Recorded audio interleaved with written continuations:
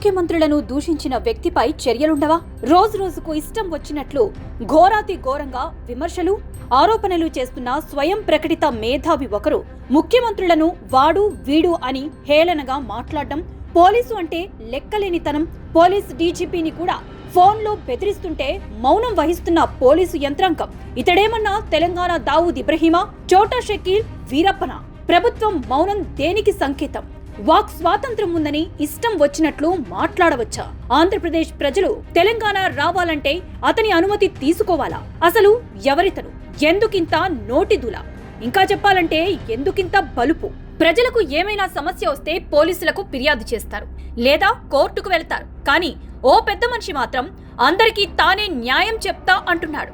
అన్ని పంచాయతీలు నేనే తీరుస్తా అని బహిరంగంగానే ప్రకటిస్తున్నాడు.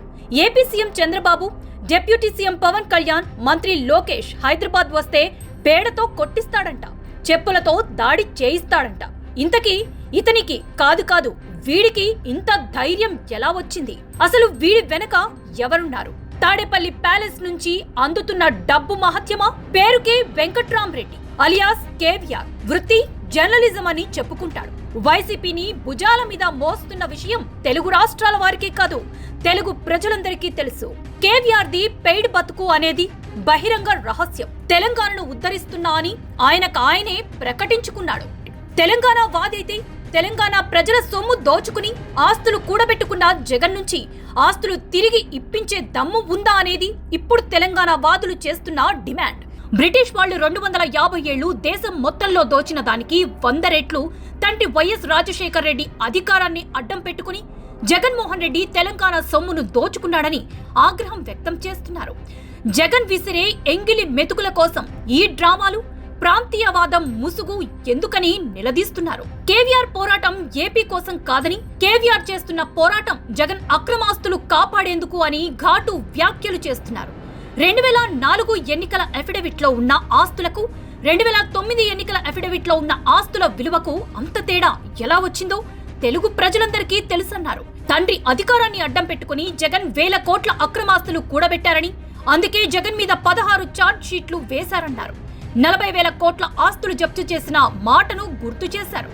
జగన్ 16 నెలలు జైల్లో ఉన్నది, 13 ఏళ్లుగా బెయిల్ పైన ఉన్నది కూడా అక్రమాస్తుల కేసులేని అని ఎద్దేవా చేశారు. జగన్ కోర్టుకు ఎందుకు వెళ్లడం లేదని ప్రశ్నించే దమ్ము కేవీఆర్ కి ఉందా అని నిలదీశారు. చంద్రబాబు, పవన్ కళ్యాణ్, లోకేష్ హైదరాబాద్ ఎలా వస్తారని కాదు, అసలు జగన్ లోటస్ ఫండ్ కి ఎలా వస్తాడో చూస్తామని వార్నింగ్ ఇచ్చారు. జగన్ కట్టుకున్న రాజమహల్ ఎలా వచ్చాయో చెప్పాలని నిలదీశారు.